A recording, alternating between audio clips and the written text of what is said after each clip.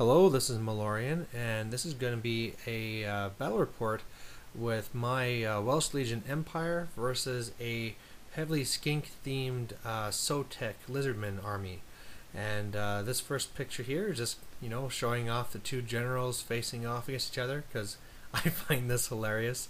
Here he has this big skink chief with the war spear on an ancient stegodon, and I have my general of the empire with a shield. Haha!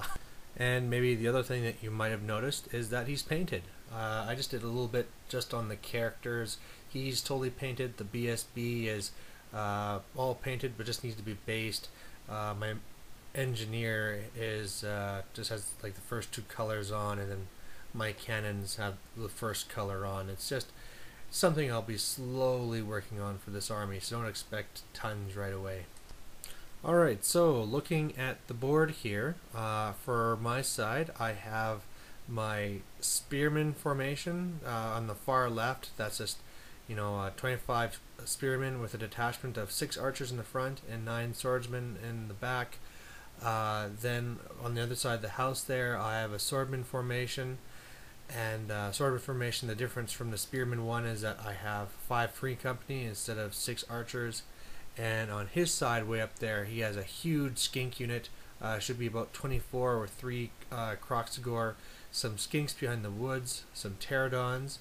And then continuing on this side of the board, I put my huntsmen in the woods on my side because I had nowhere else to put them. I have a cannon in the woods, swordman formation with my general, swordman formation with my BSB, spearman formation, and then another swordman formation on the far side there. On up for him, to the right of that one salamander that I mentioned previously is some skinks. Behind them is some pterodons. He has another salamander. There's an engine of the gods in the back, another huge skink unit, another skirmishing skink unit, and then there's his skink chief in the very back there. Here's just a little close-up of his side. So as you can see, he pretty much threw everything on this one side except for that couple of units on the other side there. And here's a horrendously fuzzy picture of mine, just kind of showing that I also had 2 cannons there on the hill, and how as well I'm pretty much all on this side as well, but because I have so many units I'm a little bit more spaced out. Alright, so going back to this picture just to talk a little bit of pre-game tactics. The idea here obviously is to try and knock out those stegodons with my big old cannons, but at the same time I know his salamanders and pterodons can be problems too, but luckily I can snipe those out with cannons pretty easily, so I'm going to be first targeting them and then just trying to hit everything else. I definitely don't want to get the charge hitting me from that big stegodons of his, so I'll be trying to use my detachments to redirect. And as big and scary as those skink with Croxagore units look, I'm pretty sure that if I hit them with a detachment in the flank for a supporting charge, that they won't be much of a problem. And on the left side, I mean, I'll just easily beat that one unit with a couple of mine and then take all those table quarters for myself. Alright, so first turn for my empire. So on the far left here, my units move up, and on the right flank here, man, these pictures are fuzzy, sorry, my detachments are moving up. That one block on the left is moving up just to make sure that he'll be pinned in there.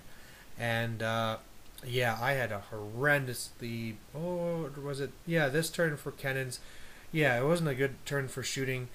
Not as bad as the next turn, which we'll be getting to soon, but my cannons did almost nothing. Usually it was just mainly me guessing short, stuff like that, but the only one that did one is on the far right. One ripped through the skinks that were on the far right there, panicking them off the board, and then I killed one of the skinks off of the ancient stegodon's howdah, so a little bit of damage on the first turn, but not much. Here's a better picture of the little hole I just punched right through. And then Lizardmen turn 1. Geez, I gotta learn how to take better pictures. Anyway, so he sees that he's kind of outnumbered on this flank here, so he's kind of holding back just defensively. Those skinks moving to the edge of the woods so they can shoot whatever comes towards them. And then on the right side, he's pushing up fairly aggressively, hoping to take something out with those pterodons. In his shooting and magic phase, he doesn't really do very much. He tried zapping my cannon and didn't really even do anything to it.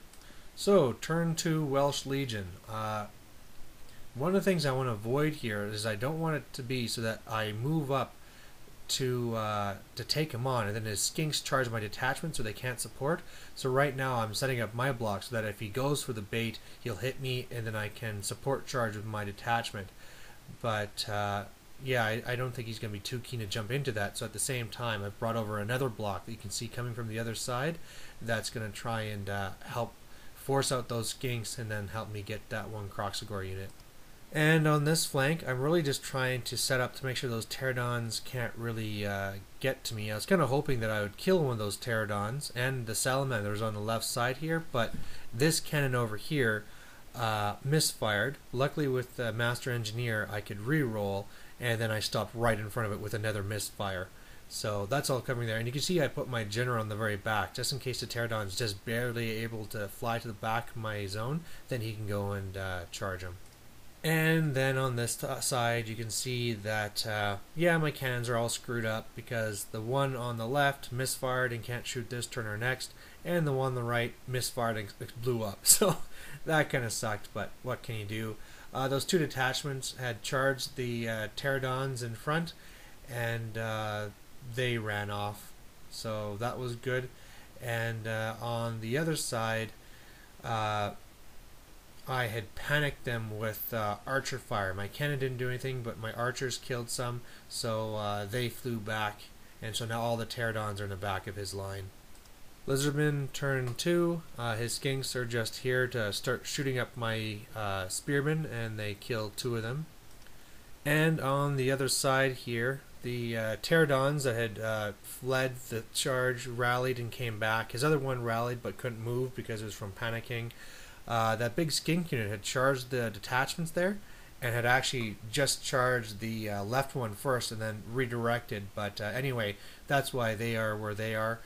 And then some shooting from his salamander killed a whole bunch of those swordsmen from my BSB unit, and skink shut up those free company up there. But remember that general I had in the back? Yeah, that was a retarded move because his engine of the god just moved up and hit him with a lightning bolt. So right there, boom, turn 2, my general's dead. So that was really stupid move on my part. Empire turn 3, my archers charge his skinks. They decide to flee, so that's great, and then everything else is just kind of moving in. And on this side, we saw more action as the one spearman hit the flank of the skinks, while I hit the front with the BSB in both those detachment blocks. They broke, ran to the left side, and so that's why everything's like this. And my spearmen are currently fighting his salamander there.